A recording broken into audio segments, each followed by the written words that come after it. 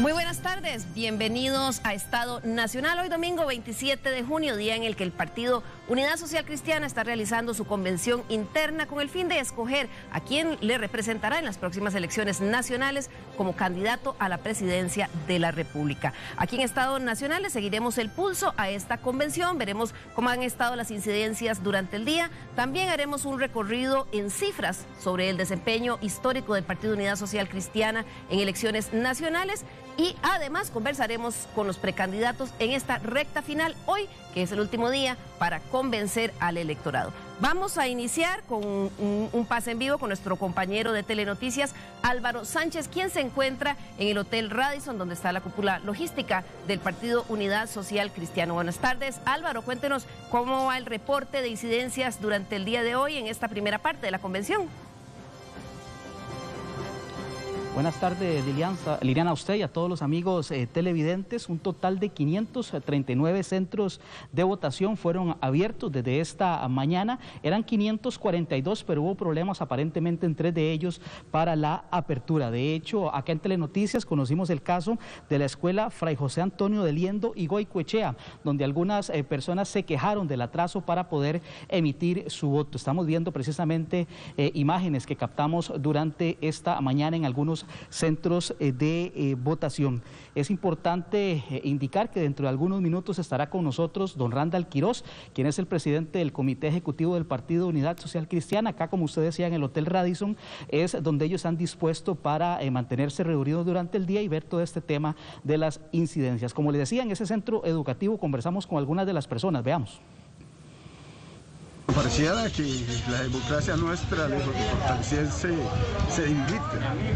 El día de hoy hemos tenido problemas con la Junta de Educación de la Escuela Fray José Antonio de Liendo y Goicoechea, donde pues sus integrantes nos dicen los unos que el otro es que le toca abrir, el guardia está adentro, no abre, y ya llevamos, no sé cuántos dice su reloj, pero ya llevamos varios minutos afuera. Desde las 7 estamos aquí. Y nosotros estamos desde las 7 de la mañana. Y lamentablemente tengo que cumplir con otras obligaciones y tengo que irme para el trabajo, entonces ya se estaría perdiendo la democracia mía prácticamente porque la institución, los encargados no han abierto.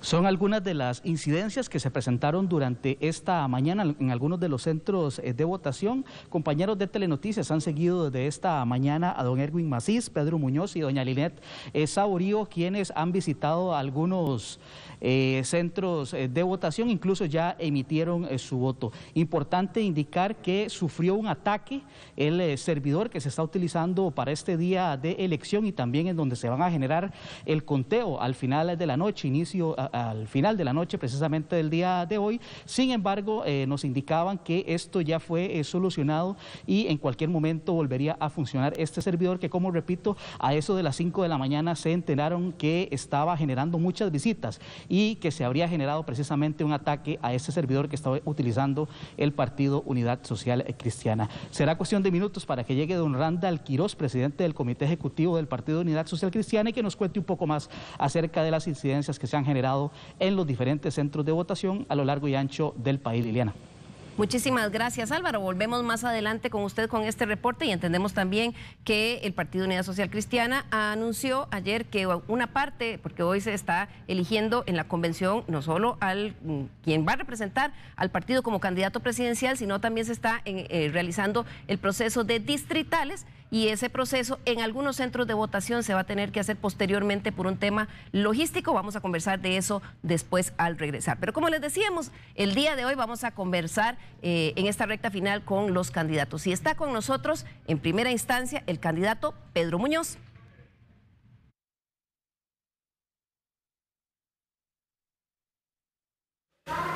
...52 años, es empresario y político. Él es socio fundador del despacho legal Denton Muñoz. Dentro de su trayectoria se ha desempeñado como presidente de la Cámara Liberiana de Turismo. También fue regidor suplente de la Municipalidad de Liberia. Y también ocupó la presidencia del Partido Unidad Social Cristiana entre el 2014 y el 2018. Actualmente es diputado en la Asamblea Legislativa y es uno de los precandidatos en esta convención del día de hoy. Don Pedro, qué gusto tenerlo aquí con nosotros. Muchas gracias por acompañarnos. Estar acá. ¿Cómo ha estado la mañana? ¿Ha estado usted, emitió su voto, fue con su familia? ¿Cómo ha estado el movimiento? ¿Cómo lo ha visto en los centros de votación? Bueno, muchas gracias por invitarme. Vengo muy contento. He estado en 2 centros de votación. Fui a votar a Santana y luego llevé a mi madre, que tiene casi 92 años. Ahí me acompañaron mi hermano y unos sobrinos muy queridos y una sobrina nieta. ¿Será ya? ¿Qué? Ya estamos viejos. Así que muy contento, muy tranquilo. En los 2 centros se veía presencia de todas las tendencias. Me dio mucho gusto saludarlos. Aprovecho para darle un caluroso saludo a todas las tendencias, a toda la militancia, a toda la dirigencia del partido. Ellos son los que han hecho grande al partido, los que permitieron que levantáramos la bandera del Partido Unidad Social Cristiana cuando estaba en el suelo, y hoy el partido está con ganas de devolverle el rumbo al país. Tratando de resurgir, don Pedro, porque ahora vamos a ver más adelante con nuestro compañero de Telenoticias, Luis Ortiz, un poco el desempeño histórico que ha tenido el Partido Unidad Social Cristiana, y veíamos cómo desde el año 1998 ha caído ese apoyo electoral en comicios nacionales. En el 98 se lograron 652,000 votos en elecciones nacionales. Después de eso, en un par de elecciones no logró el partido ni siquiera 100,000 votos. Ya en los últimos 2 procesos electorales ha venido recuperando un poquito, pero no ha llegado ni siquiera en la última elección a la mitad de ese resultado electoral, digamos, tan positivo que tuvo en el 98. En caso de que usted llegue a ser candidato del Partido Unidad Social Cristiano, ¿cómo va a hacer usted para reencontrar a todos esos votantes del PUS que se fueron y que han abierto algunos casa en otros partidos y otros siguen buscando una opción? Lo que queremos es devolverle el rumbo al país. Después de 2 gobiernos de la unidad, el de don Miguel Ángel Rodríguez y el de don Abel Pacheco, le entregamos las arcas llenas a don Oscar Arias en el 2006. 4 gobiernos después, 2 de Liberación y 2 del PAC, el país se fue al traste, al precipicio. Hoy más que nunca... Pero el partido tuvo a lo interno, ha tenido una serie de cismas, desintegraciones. Claro, pero a mí la preocupación más grande que me da es lo que pasa en el país cuando el partido no está presente y no está en Zapote. Bueno, pero para llegar a eso hay que ver cómo está el partido. ¿Cómo está el partido y cómo va a hacer usted para volver a unificarlo y llamar a las tiendas a todas estas personas votantes que se fueron a otro lado? Casualmente, la fuerza que nos va a unir es la necesidad de darle rumbo al país. Históricamente, Liliana, quien ha salvado la tanda ha sido el socialcristianismo. Lo hizo en el 66 con Trejo Fernández, después de que Orlich le entregó las arcas vacías, perdón. Se las entregamos llenas a don Pepe Figueres en el 70. En el 90, el licenciado Calderón Funier recibió las arcas vacías de don Oscar Arias. Se las entregamos llenas en el 94 a José María Figueres Olsen. Y después de 2 gobiernos de la unidad, le volvimos a entregar las arcas llenas a Oscar Arias, después de que las había entregado vacías en el 90. Entonces hay un tema muy sencillo. Históricamente, el partido que ha arreglado la situación económica en este país ha sido el Partido Social Cristiano. Pero si nos vamos a ese registro histórico del que usted habla, también en las 2 últimas elecciones no llegaron ni siquiera al 3er lugar. Y vea lo que pasó en el país. Pero ¿cómo va a hacer usted para que eso cambie? Pues casualmente, recordándole a los costarricenses que en casos de necesidad es el socialcristianismo el que arregla la tanda. Ese es el punto. El tema es país.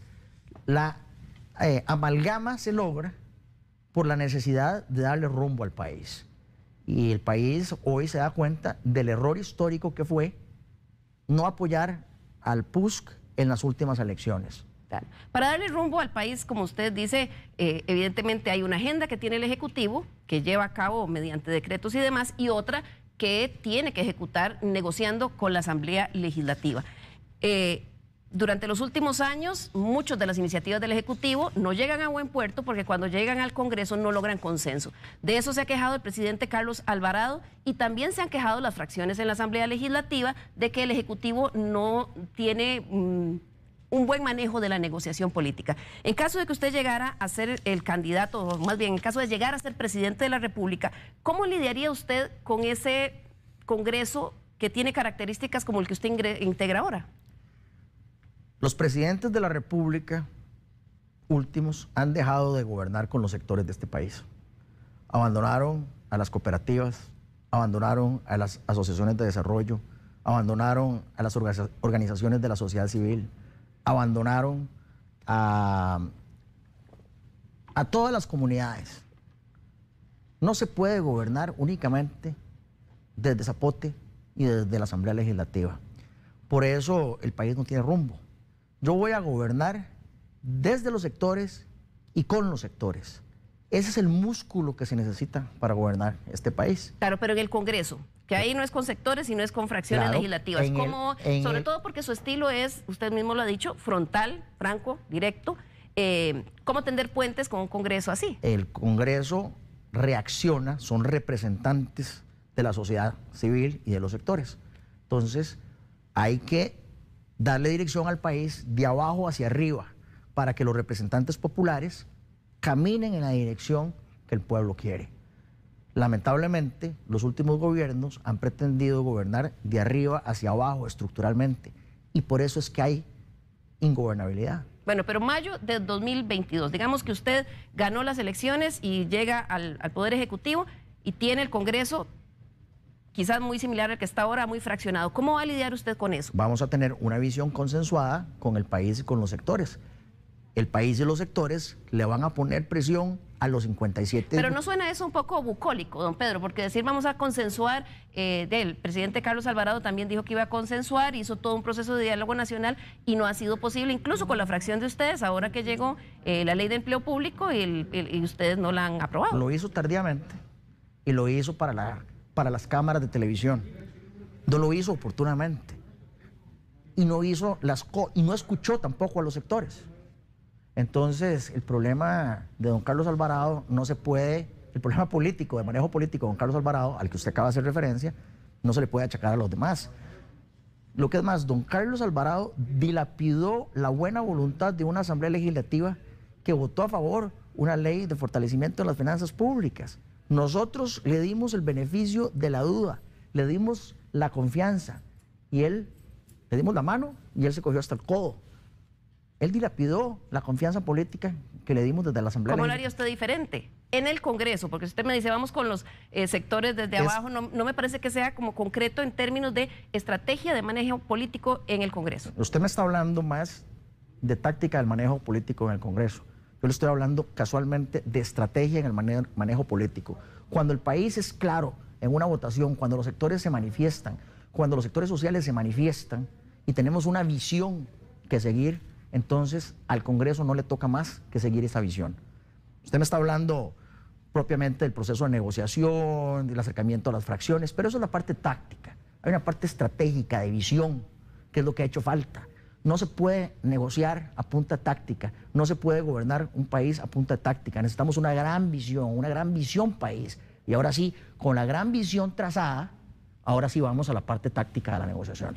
Bueno, ahora que usted habla de ese tema, digamos, más estratégico, escuché en los debates y en entrevistas durante esta semana que usted apostaría como principales iniciativas para la reactivación económica, entre otras cosas, en un rebajo al precio del diésel y una reducción en las cargas sociales y un periodo de amnistía para los quienes cotizan a la caja. Quiero preguntarle primero, ¿cómo haría el rebajo del diésel? La próxima elección se va a polarizar entre quienes quieren ponerle más peso a la de por sí ya pesada cruz que llevamos los costarricenses. No, Pedro, la pregunta es, ¿cómo va a bajarle el precio al diésel? Tengo un proyecto de ley donde se le baja una tercera parte al precio del diésel. Hoy sabemos una cosa. O sea, usted lo que está diciendo es que lo va a hacer mediante un proyecto de ley. Es correcto, no se puede. Que tendría que ir a ese consenso de la Asamblea Legislativa y contar con mayoría. No se puede hacer de otra manera. Hoy nos damos cuenta que ese impuesto a los combustibles ha ido el CONAVI para que lo choricee. Pero, don Pedro, ¿cuánto tardaría en que realmente al costarricense le llegue esa rebaja al bolsillo si usted tiene que esperar a que llegue a la presidencia, enviar un proyecto de ley, esperar que pase primero, segundo debate y contar con que todo el mundo lo va a aprobar? Sería muy rápido si yo gano las elecciones. ¿Cuánto? 6 meses. Pero eso incluye primero y segundo debate. Eso incluye primero y segundo debate. Así es. De la misma manera. Pero usted está contando que tendría todos los votos. No, señora. que va a haber una presión popular que va a dirigir a los legisladores en esa dirección. De la misma manera como la presión popular y los sectores hoy han logrado un consenso sobre una amnistía general para perdonarle lo que debe principal, multas, intereses, todos los trabajadores independientes de este país. Ese proyecto ha sido dictaminado, se acaba de aprobar un texto sustitutivo por unanimidad, es un proyecto nuestro, y eso es gracias a la presión de los pescadores, de las costureras, de los taxistas, de los carpinteros. ¿Pero cuánto ha tardado ese proyecto en el Congreso? Ese proyecto ha tardado 2 años. Pero desde que hubo consenso, los últimos 6 meses, hemos logrado una negociación que ha incluido al Ministerio de Trabajo, al Ministerio de la Presidencia y a los cuerpos técnicos de la Caja Costarricense del Seguro Social, por unanimidad. Tal vez la única voz disidente en este caso es el Frente Amplista José María Villalta. Claro, pero existe la eso ya está, digamos, definido en ese proyecto de ley y usted lo está prometiendo como parte de su reactivación económica. ¿Qué tendría de nuevo si ya ese proyecto de ley, como dice usted, está listo? Que ya va a entrar en rigor casualmente cuando seamos gobierno. Bueno, pero eso no es una, digamos, eso no tiene que ver con una solución suya para el problema de reactivación económica. Si eso lo puedo hacer como diputado, imagínense cómo lo puedo hacer estando en Zapote. Es una muestra de que sí se puede lograr consensos. Usted me está preguntando, la pregunta política que usted me hace es, ¿cómo hacer para lograr consensos en una fragmentada Asamblea Legislativa? Yo le estoy dando un ejemplo. Y eso es no porque yo le caiga muy bien a los otros diputados, no porque yo sea muy bueno en la táctica de negociación con las otras fracciones, es porque casualmente los sectores han presionado de tal manera que los diputados no tienen otra opción más que seguir la fuerza popular. Bueno, usted está hablando ahí de un tema de que todos los sectores vayan direccionalmente hacia un lado. Es correcto. Se nos está acabando ya el tiempo, don Pedro. Quiero cerrar con, sí, es bien cortito, pero quiero cerrar con el último mensaje suyo a los electores el día de hoy, socialcristianos, y cuál es su mensaje a los que no son socialcristianos y que podrían votar porque la convención del día de hoy es abierta. Todos los costarricenses llevamos una cruz muy pesada a cuestas. La próxima elección se va a dividir entre quienes quieren ponerle más peso a esa cruz o quienes creemos que debemos quitarle peso a esa cruz. Yo tengo la fuerza y la valentía para hacerlo. Y mi récord histórico en la Asamblea Legislativa lo demuestra. Muchas gracias, don Pedro. Mucha suerte el día de hoy. Esperamos los resultados en la noche. Muchas gracias. Mientras tanto, vamos a hacer contacto nuevamente con nuestro compañero Álvaro Sánchez, quien está en el Hotel Radisson, donde está la cúpula logística del Partido Unidad Social Cristiana, y nos tiene más información. Álvaro.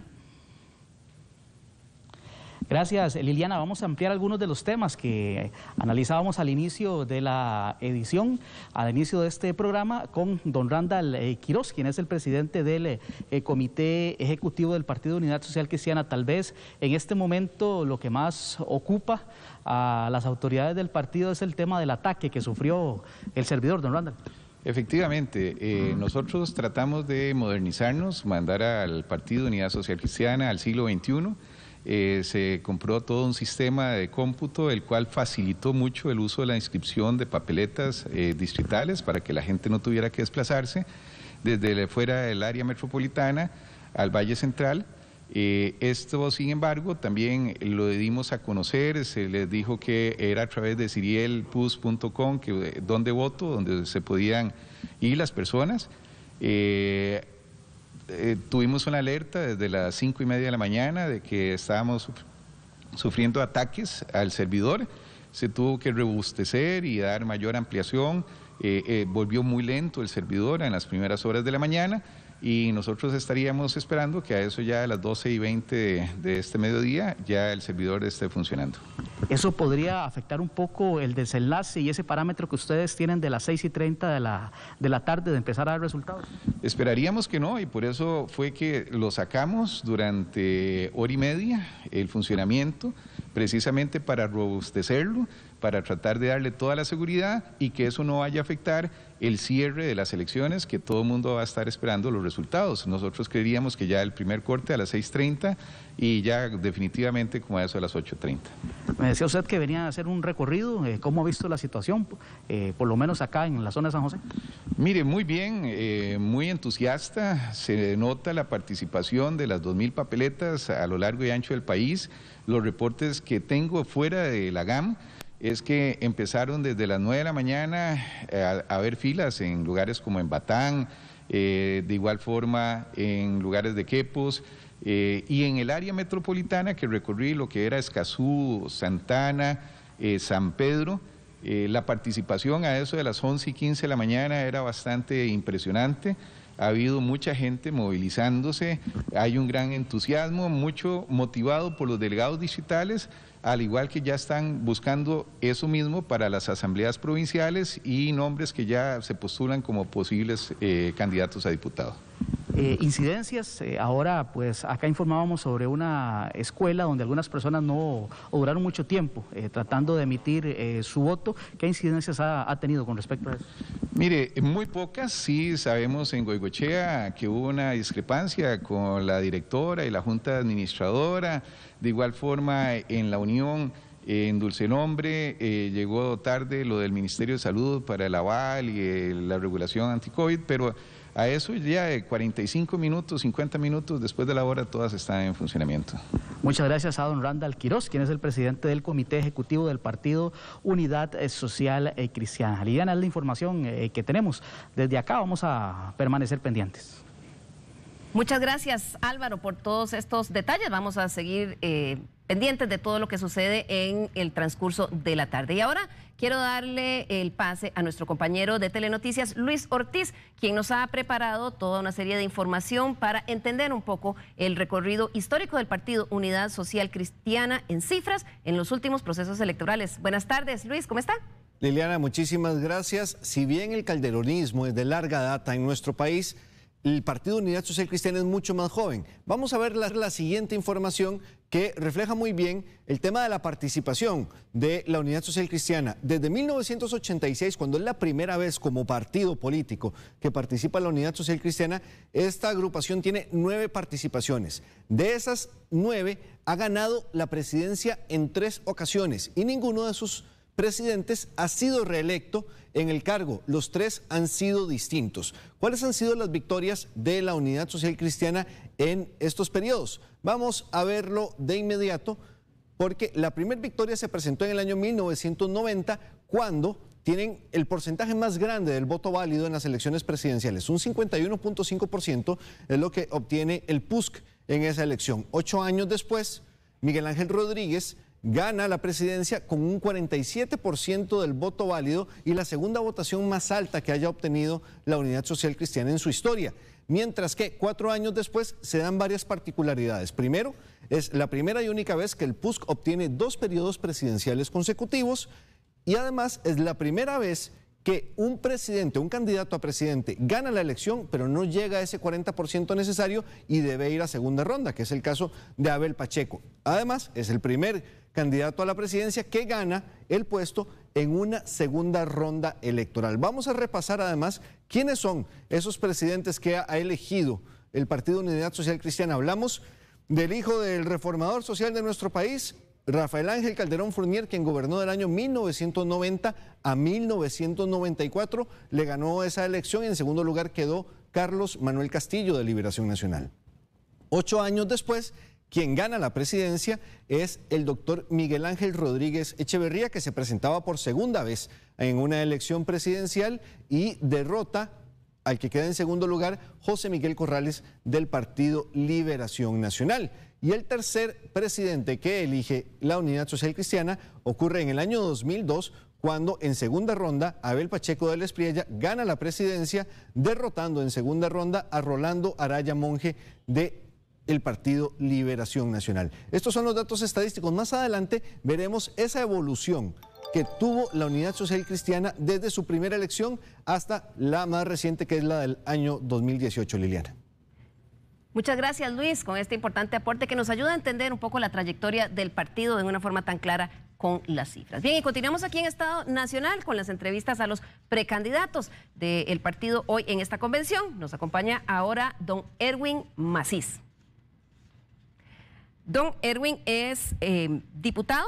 Actualmente tiene 39 años y es de profesión abogado. Él cuenta con una maestría en Derecho Empresarial y es el más joven de los candidatos rojiazules.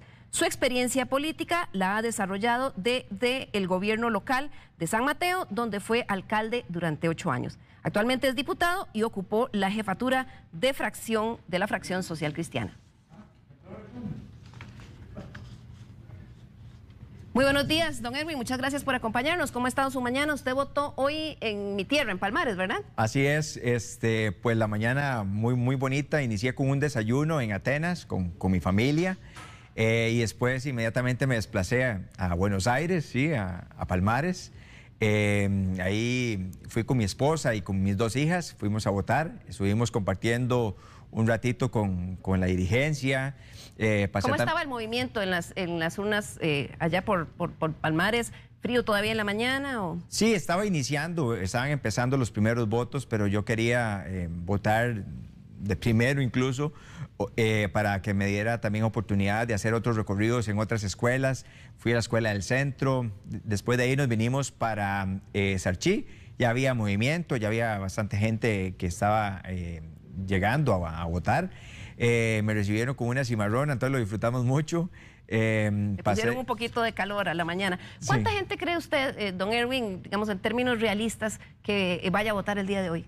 Es muy difícil calcularlo. Yo proyecto entre 70 y 80 mil personas. Es un horario muy corto, es de 9 de la mañana a 4 de la tarde. También hay factores de clima. Ahorita ya se veían algunas nubes. Pero además el COVID y la restricción, principalmente la restricción, ¿verdad?, de que no se puedan utilizar algunos vehículos afectados o afecta mucho que la gente quiera ir a votar, ¿verdad? Mucho más pesimista su proyección. El partido hablaba de que podría ser unos 150 mil. ¿Usted cree que no pase de 80 mil? No, bueno, ojalá, ¿verdad? Esto es muy difícil de preverlo, o sea, no tengo ningún respaldo técnico ni científico para poder determinarlo. Es lo que yo percibo en función de las condiciones en las que estamos. Claro. Don Erwin, conversábamos ahora y estábamos viendo un poco los datos, las cifras del desempeño histórico del partido, y veíamos que por lo menos en las últimas elecciones el Partido Unidad Social Cristiana no ha logrado llegar ni siquiera al 3er lugar. Hace algunas semanas que estuvo don Rolando Laclea aquí en Estado Nacional, un ex miembro del partido, ahora él no está militando, pero él decía con su visión y su conocimiento que él sentía que el Partido Unidad Social Cristiana actuaba como si no quisiera llegar a ser gobierno y que lo que le parecía que había era un cacicazgo de dirigentes cantonales y provinciales que andaban detrás de curules. ¿Cómo ve usted esa percepción y cómo la cambiaría en caso de llegar a ser el candidato del partido? Yo he dicho que a partir de mañana, cuando resulte electo candidato por la Unidad Social Cristiana, iniciamos una labor muy fuerte de poder ir a conversar con todos los líderes de otras agrupaciones políticas afines, digamos, ideológicamente a la Unidad Social Cristiana, para proponer 2 cosas. Una, sea la posibilidad de poder hacer una gran alianza, o 2, al menos, trazar una hoja de ruta con objetivos muy claros de cara a los retos que el país tiene. Los retos que el país tiene no los resuelve una sola agrupación política. Los retos los resolvemos todos y para eso tenemos que, de verdad, estar muy cerca los partidos políticos y los sectores. Y tenemos que hacer todo el esfuerzo posible para que eso sea de esa manera, porque sin una asamblea legislativa que esté de alguna manera alineada con el próximo gobierno, no vamos a caminar a la velocidad que el país lo requiere. Pero ¿cómo lo cambiaría usted? Porque incluso en su partido ustedes tienen digamos, no actúan todo el tiempo en una línea, esa que usted dice que es tan importante. Por ejemplo, en empleo público hubo divergencias y en muchas de las posiciones frente a los temas importantes ha habido divergencias dentro del mismo partido. En nuestros estatutos, el candidato, una vez ratificado, asume la presidencia del partido. Pero también hay un respeto por quien gane la convención. Se requiere de un liderazgo para ir a hacer esto. Pero este tema no va a ser un tema difícil de resolver, porque yo creo que todos coincidimos en que la Costa Rica y los retos requieren de una unidad, sea que la podamos plantear en una alianza o sea que la podemos por lo menos materializar en un documento, en un acuerdo nacional.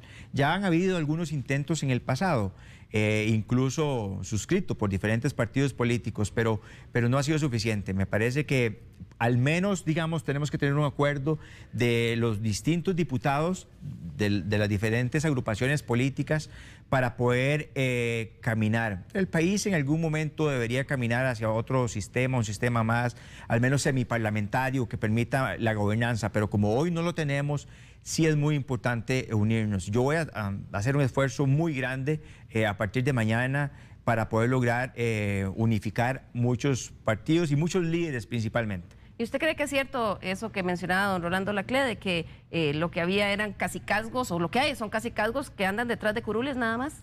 El Partido de Unidad Social Cristiana ha vivido muchos momentos, ¿verdad? Es decir, un momento en el cual dos periodos consecutivos, ahorita lo acaban de indicar, después de ahí en el gobierno de don Abel Pacheco, el desplome del partido y después la posibilidad de poder reiniciar. Entonces hemos pasado por muchas etapas.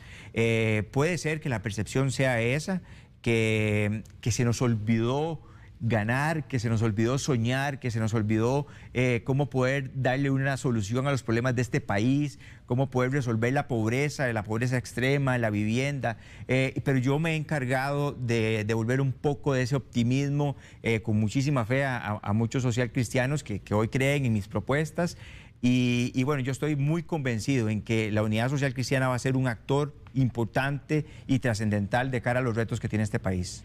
Hablemos, don Pedro, de su promesa de valor que usted plantea para postularse como candidato a la presidencia de la República. Hay quienes dicen que las obras de los líderes son las que hablan por ellos. ¿Cuál cree usted o cuál les diría que son sus 3 principales logros como diputado para la resolución de los principales problemas nacionales? Bueno, he propuesto distintas leyes, algunas están... Pero quizás no propuestas de leyes, sino sus logros, sus 3 principales logros como diputado. Bueno, es que caminar una ley en la Asamblea Legislativa es un logro. Es decir, porque los proyectos de ley que yo he propuesto no son visionarios. Por ejemplo, plantear la posibilidad de que este país sea el principal productor de hidrógeno verde en el mundo, para poder ampliar la posibilidad de de encender un motor que no estaba encendido, generar 350.000 fuentes de empleo como lo está haciendo Chile, mejorar los encadenamientos a través de esto. Eso no es algo que se logra de hoy para mañana. O sea, uno presenta la propuesta y va tratando de convencer 57 voluntades. Ok, ese es uno. Sí. Generación distribuida para bajar el costo de la electricidad. Ya eso tiene el primer debate aprobado y esa es la posibilidad de que cada uno de nosotros pueda producir su propia electricidad.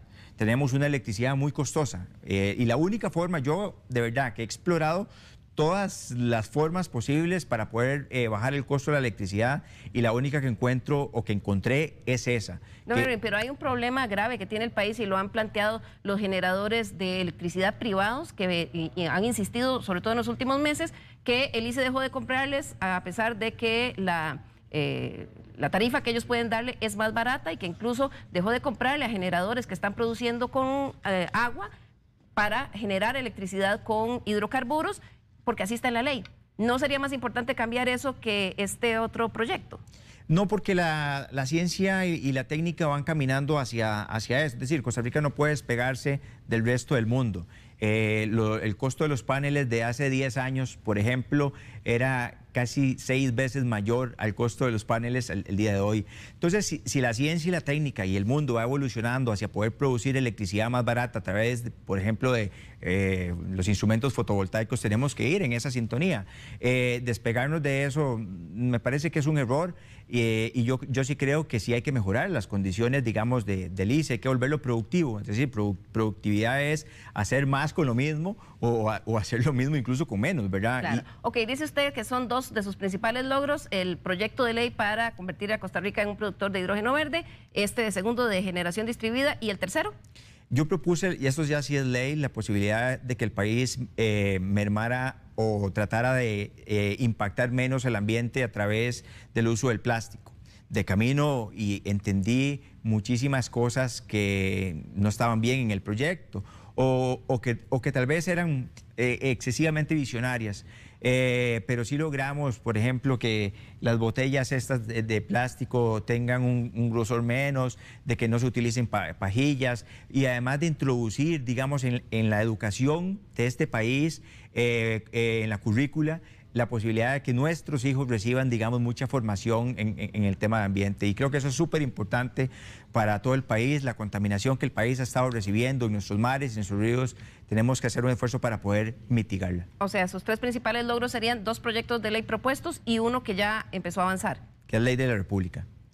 ¿Y es suficiente eso para presentarse como presidente de la República para resolver problemas más complejos como el del empleo público, el desempleo, el drama de educación? No. Usted me preguntó lo que había logrado.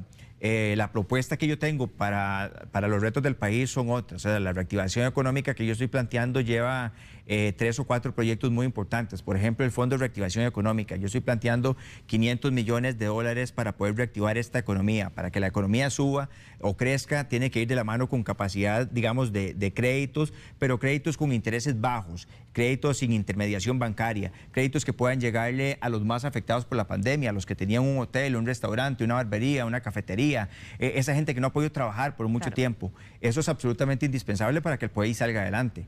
Claro. Don Erwin, se nos acaba el tiempo, era un espacio bien cortito, pero quiero que cierre con un mensaje de 1 minuto a los electores que son del Partido Unidad Social Cristiana y cuál es su mensaje para los que no lo son y usted quiere que vayan a votar hoy. Si usted es chofer de una plataforma electrónica, yo tengo una solución para usted. Si usted es taxista, también tengo una solución para usted. Si usted tuvo un negocio y está a punto de quebrarlo y de no poder salir adelante, también tengo una solución para usted. También he planteado soluciones para las madres, jefas de hogar, para los agricultores, para los estudiantes, para los jóvenes. Le pido su voto, le pido que salga a votar, que me dé la oportunidad de poder llevar este país en donde hace tiempos tuvo que haber estado. Le pido una oportunidad para poder guiar este maravilloso país que nos heredaron nuestros padres y nuestros abuelos. Así que si todavía está en su casa y no lo ha decidido, salga a votar, apóyeme y voy a trabajar 24/7 para poder sacar este país adelante. Muchas gracias, don Erwin, y mucha suerte el día de hoy. Vamos a esperar los resultados en la noche. Vamos a hacer aquí nuestra primera pausa comercial y ya regresamos con la entrevista a doña Linet Favorito.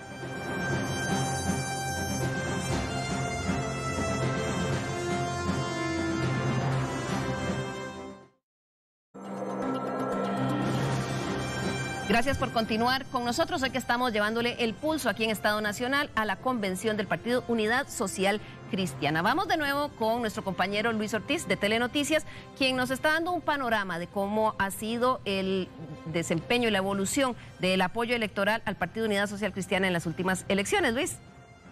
Liliana, muchas gracias y yo creo que los datos que vamos a ver son muy esclarecedores de lo que ha pasado con la Unidad Social Cristiana en los años recientes, así que vamos de inmediato a los datos para que usted nos acompañe a hacer este análisis y veamos ese comportamiento en la participación del PUSC. 9 participaciones fue lo que mencionamos en el pase anterior. La primera participación como partido político de la Unidad Social Cristiana fue en 1986.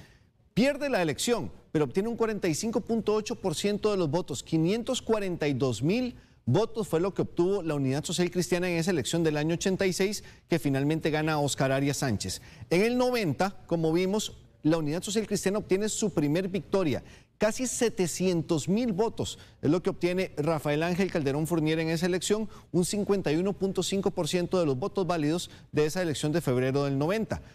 4 años después se da un panorama bastante interesante y curioso. Se da la votación más alta que haya obtenido la Unidad Social Cristiana en su historia, en sus 9 participaciones. 711,000 votos, 47.7%, pero pierde la elección. Miguel Ángel Rodríguez no resulta electo, queda electo José María Figueres Olsen en esa elección del 98. 4 años después, Miguel Ángel Rodríguez sí logra la presidencia, 47% de los votos y una votación 60,000 votos más baja que 4 años antes, pero gana la presidencia. 652,000 votos es lo que obtiene Miguel Ángel Rodríguez en esa ocasión. Para el 2002, cuando la Unidad Social Cristiana logra su segundo periodo consecutivo, justamente en la primera ronda, que es el dato que estamos comparando en este gráfico, obtiene un 38.6%, 590,000 votos. Aquí vemos prácticamente en 8 años ese caudal político de la Unidad Social Cristiana se reduce en prácticamente 120,000 votos, pese al aumento del padrón electoral. ¿Qué afecta aquí? Por ejemplo, el ingreso en la política nacional de partidos como el Movimiento Libertario, y ya en el 2002 también comienza la participación del Partido Acción Ciudadana. Además, se da la particularidad de que es la primera vez que no resulta un presidente electo en la primera ronda desde 1953. Para el año 2006, aquí se da el punto de inflexión en las participaciones de la Unidad Social Cristiana. ¿Por qué? Porque se presenta el escándalo de los expresidentes Rodríguez y Calderón con los casos Caja Fischel e Isi Alcatel. ¿Y qué es lo que provoca? Que la Unidad Social Cristiana pase de un 38.6% en el 2002 a un 3.6%, que pase de 590,000 votos a apenas 57,000 votos en la siguiente elección. La recuperación ha sido dura, complicada para la Unidad Social Cristiana. Vamos a verlo de inmediato, porque en el 2010, cuando se presenta Luis Fishman como candidato, obtiene un 3.9%, no logra aumentar en mucho lo que ocurrió en el 2006 cuando Ricardo Toledo pierde 74,000 votos. Para el 2014 se da una leve recuperación con Rodolfo Pisa como candidato, un 6% y 123,000 votos. Y quizá el salto más grande que dio la Unidad Social Cristiana en obtener votos en una elección presidencial se dio hace 4 años, en el 2018, cuando también Rodolfo Pisa obtiene un 16%, queda en cuarto lugar de la elección presidencial y obtiene 344,595 votos. Y vamos a hacer finalmente una comparación de esos puntos, el más alto, el más bajo y el más reciente. Aquí lo tenemos. En el 94, 711,000 votos de un padrón de casi 1,5 millones de electores. Es decir, prácticamente la mitad de los votos los obtiene la Unidad Social Cristiana. En el 2006, 12 años después, obtiene la votación más baja. De un padrón de 1,623,000 votos, obtiene apenas 57,000, es un 3%. Y en la elección anterior, de un padrón de 2,154,000 electores, obtiene 344,000 votos. Ese ha sido el comportamiento del Partido Unidad Social Cristiana en las elecciones en nuestro país, en 9 participaciones en total. Liliana, vuelvo con usted. Muchas gracias, Luis. Muy interesante cómo ha venido ese proceso lento y tortuoso, como decía usted, de recuperación de la masa electoral del Partido Unidad Social Cristiana. Aquí en Estado Nacional conversamos hoy con los precandidatos y ya estamos con la tercera de ellas, que es doña Linet Saborío. Doña Linet tiene 60 años y es la primera mujer en la historia del partido que aspira a la candidatura presidencial. Ella es abogada con una especialidad en criminología y sociología.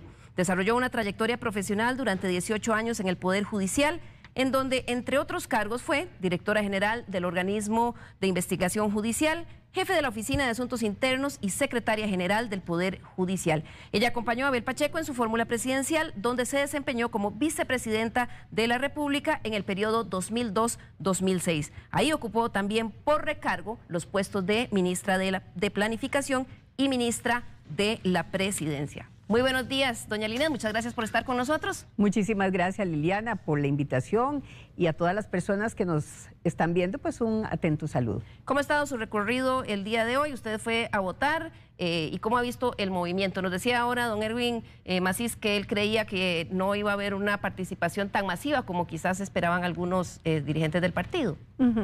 Bueno, en realidad yo lo que he visto es mucho entusiasmo a todos los lugares a los que voy. Inicié con Alajuela, Cantón Central, pasé a Heredia, Cantón Central también, fui ya a votar, efectivamente. Lo cierto es que lo que veo es algo bonito, me parece que hay una fiesta electoral bonita, obviamente hay una serie de factores que intervienen en todo esto, pero yo estoy muy contenta. ¿Cuál es su mensaje para los electores del Partido Unidad Social Cristiana y para quienes no son, digamos, confesos de este partido, pero que pueden participar en la fiesta democrática el día de hoy? Porque recordemos que es una convención abierta. Claro, esta es una convención abierta, Liliana, y además de mi parte, este es un movimiento, esta es una casa de puertas abiertas también, donde yo convoco a todos los socialcristianos, los que están dentro del partido y los que están fuera de él, y también a todos los costarricenses de buena voluntad, todos los costarricenses de bien que quieran sumarse a este movimiento. Doña Linet, veíamos ahora con Luis Ortiz, que nos acompañaba con la gráfica y el desempeño histórico que ha tenido el Partido Unidad Social Cristiana en las últimas elecciones, cómo ha caído dramáticamente este apoyo a partir del 98 y empezó a recuperar un poquito, sin embargo no llega todavía a esos niveles históricos. En caso de que usted fuera la candidata electa, para la presidencia, para los próximos comicios, ¿cómo haría usted para reencontrarse, reenamorar a esos votantes que eran del Partido Unidad Social Cristiana y ahora han ido a otras tiendas o siguen sin encontrar partido? Bueno, yo siento que de todas maneras en este momento en el país no hay una agrupación que sola con sus seguidores pueda pensar en ganar unas elecciones. Creo que es importantísimo considerar que en este escenario político toda agrupación debe dar respuestas y propuestas a toda la población. Me parece que hay un reto especial ahí, Liliana, que tenemos que hacer frente desde la acera política. Claro. Veía yo, doña Linet, a partir de esta semana que ya se dieron los debates y las entrevistas un poquito más de fondo, cuando se consultaba sobre las principales soluciones de los candidatos, evidentemente todos coinciden en que es el desempleo y la reactivación económica. Pero vi muchas críticas o comentarios en las redes sociales que decían que no hay propuestas concretas. En el caso del empleo, o sea, la gente decía que eran muy generales, que partían, digamos, de enunciados demasiado vagos. En el caso de reactivación del empleo, ¿cuáles serían las propuestas muy concretas que usted está planteando? Bueno, primero, para que haya empleo tenemos que impulsar el crecimiento de la economía. Para que haya ese impulso en la economía, Liliana, nosotros tenemos que trabajarlo de manera integral. Consideramos, uno, la confianza que logre llevar el gobierno va a ser fundamental, tanto para inversión internacional como para inversión nacional también. Esa misma confianza, de ahí va a derivar la posibilidad de que la deuda pública existente, todo endeudamiento que tiene el Estado costarricense, tenga la posibilidad eventualmente de replantearse, de renovarse, y eso conlleva también confianza. Necesitamos poner a esa gran cantidad de personas que están en desempleo o que están teniendo en este momento un empleo limitado, que anteriormente trabajaba las 8 horas y en este momento está haciendo una media jornada. Tenemos que buscar salida para ello. ¿Pero cuál es la que usted plantea? Porque digamos, todos queremos encontrarle una salida, claro. Pero ¿usted qué plantea? Claro, planteamos, por ejemplo, tratar de pasar de la informalidad a la formalidad. Esto tiene, por supuesto, sus acciones también. Necesitamos llevar posibilidades. Con eso lo que usted plantea es eliminar un poco las trabas que hay para la seguridad social con las cuotas en la caja. Sí, claro. Nosotros tenemos que trabajar, por eso le digo, es un asunto integral. Si nosotros pensamos también en que esa flexibilidad horaria se convierta en uno de los elementos a considerar en esa formalidad ante la Caja Costarricense de Seguro Social, nosotros tenemos que abrir alternativas. Tenemos que pensar también en muchísimas personas que son asegurados directos, que son trabajadores independientes, y tenemos para ellos también que facilitar la formalidad. ¿Cómo lo haría, doña Linet? Porque mucho se ha dicho, para comenzar, si eso se hace con un proyecto de ley en la Asamblea o es la Junta Directiva, porque esta es una institución autónoma que se rige bajo su ley constitutiva. Claro, pero bueno, yo lo que siento es lo siguiente: ahí tenemos 3 representantes de los empresarios, hay 3 representantes de las organizaciones sociales y 3 representantes del Estado.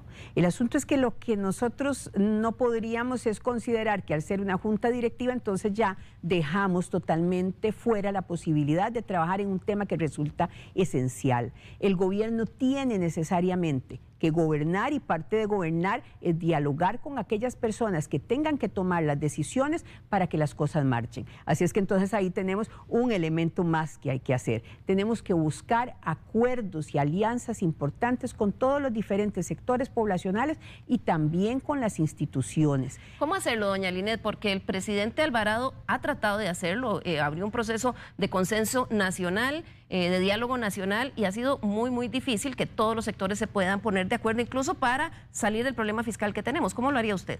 Bueno, es que una cosa es que usted tome el diálogo como un instrumento del día a día para buscar una salida, una situación concreta y de manera temporal. Y otra cosa es que ese diálogo sea la forma de llegar a consensos y acuerdos, y entonces ese es un diálogo distinto, porque es un diálogo en el que la forma de gobernar está comprometida con él, y va a haber un trabajo muy claro, productivo, constructivo, donde seriamente los sectores se van a ver involucrados. Y esto, Liliana, yo ya lo hice estando en el gobierno. Yo hice ese diálogo de manera tal que logramos establecer el Consejo Económico Social y tuvimos en esas mesas con grandes acuerdos, facilitando desarrollo para el país, facilitando paz social también. Tuvimos empresarios, solidaristas, cooperativistas, todos los diferentes sectores sumados en cuenta, inclusive la academia también a nivel del país sumada ahí y tomando buenas decisiones, acompañado por el Consejo de Rectores, acompañado también por este programa Estado de la Nación, y ese es un resultado de un diálogo verdadero y franco. Ahora que menciona su experiencia cuando estuvo ya en la presidencia de la República, yo escuché que en Café Política usted indicó que la reactivación económica en la que usted cree es una que está impulsada desde las regiones y en donde las instituciones estén al servicio, digamos, de los ciudadanos. ¿Eso es algo que usted realizó cuando estuvo como vicepresidenta, sobre todo porque usted tuvo el recargo de ministra de la Presidencia y ministra de Planificación? Sí. Fue un modelo que impulsé, igual que impulsé de manera muy fuerte. ¿Cómo no? Nada más que en ese momento nosotros lo hicimos más apegados a un concepto de plan piloto. En este momento sería la forma de trabajar desde el día 1 de la administración. ¿Por qué? Porque nosotros tenemos que vincular las instituciones a las regiones. La desigualdad tan grande que hay, nosotros no la podemos dejar de lado. Pero además las instituciones tienen necesariamente que responder a necesidades y requerimientos de la población y no pueden continuar desvinculadas. Necesitamos que los planes se realicen considerando también a los diferentes sectores. Nosotros queremos gobernar de la mano del empresario, del productor, de los sectores y desde las regiones también.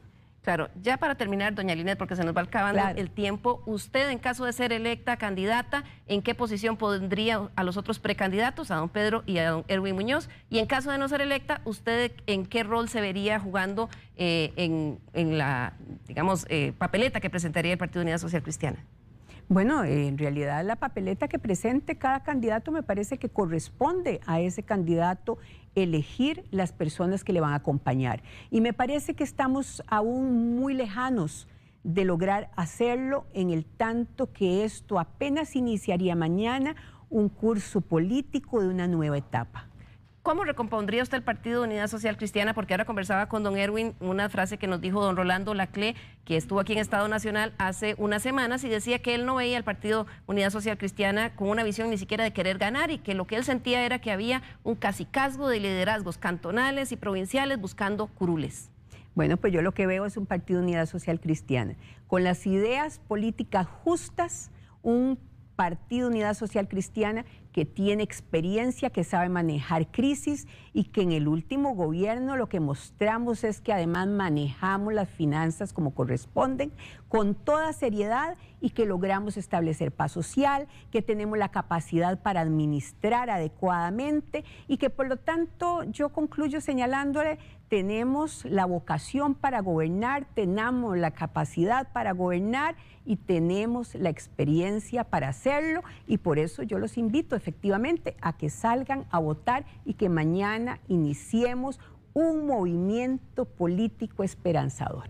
Quiero cerrar con otra parte de su experiencia profesional, esa trayectoria de 18 años en el Poder Judicial. Sin duda al país lo está realmente atacando una amenaza fuertísima con el tema de narcotráfico. Ya no solo porque seamos un territorio de tránsito, sino también porque las estructuras criminales se han enquistado en el país y están ingresando a diferentes poderes de la República, incluso en la Asamblea Legislativa, y lo vimos con un diputado de su partido, doña Linet, que está siendo investigado por nexos con un clan del narcotráfico. Desde la experiencia que usted tenía en el Poder Judicial, ¿qué debería hacer el país para atacar este problema? Bueno, primero señalar, esto no es un tema que compete ni golpea a una sola organización política. Estos son temas que golpean a múltiples organizaciones políticas y sectores también. Por lo tanto, yo creo que lo primero que hay que hacer es dimensionar el problema porque ojalá estuviésemos en una situación para poder endilgarlo en un solo sector. No. Este es un problema que va mucho más allá. Claro, porque pero hace ¿qué debemos mucho hacer rato, como país? Primero, como le decía, dimensionarlo. Liliana, no se está dimensionando. Muy rápidamente se señala, este caso es tal o cual persona la que está implicada. No, este caso lo que está haciendo es poniéndonos un semáforo en amarillo e indicando que tenemos un trabajo integral que hacer. Pero ese Primero, semáforo en amarillo está encendido, doña Liliana, me disculpa, desde hace muchos años. No, yo no tengo que disculparla porque no he tenido que dar respuesta a esa situación. Me parece que tiene usted toda la razón. Las autoridades que hemos tenido no han dado respuesta, Liliana, a una situación como esta que ha venido creciendo constantemente, año a año, y usted tiene toda la razón, no le han dado respuesta. Y me parece que hay que dejar de obviar la situación y enfrentarla como corresponde. ¿Cómo corresponde? Con acuerdos internacionales, con niveles de coordinación a nivel nacional que nos llevan hasta lo local, con formación, con capacitación, con el establecimiento de unidades especializadas que van más allá de lo que tienen en este momento los cuerpos policiales, porque tiene que incrementarse. Tenemos que sumar la tecnología de una manera mucho más amplia y que el análisis criminal sea el día a día con el que se está trabajando.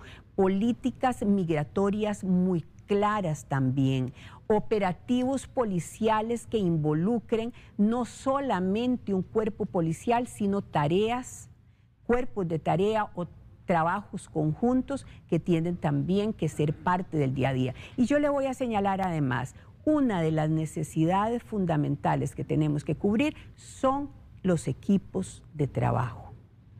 Bien, doña Liliana, muchísimas gracias. Sin duda el tema de narcotráfico es uno de esos temas a los que el país tiene que entrarle, porque eso depende del futuro de nuestras generaciones. Quiero cerrar con un último mensaje suyo para los electores en esta última recta final, para tratar de convencerlos por quién votar en la convención. Yo los invito a salir a votar. Tenemos la tarde para hacerlo, hasta las 4 hay tiempo, es una convención abierta, con un bolígrafo en mano y con la cédula y mascarilla. Por favor, preséntense a votar.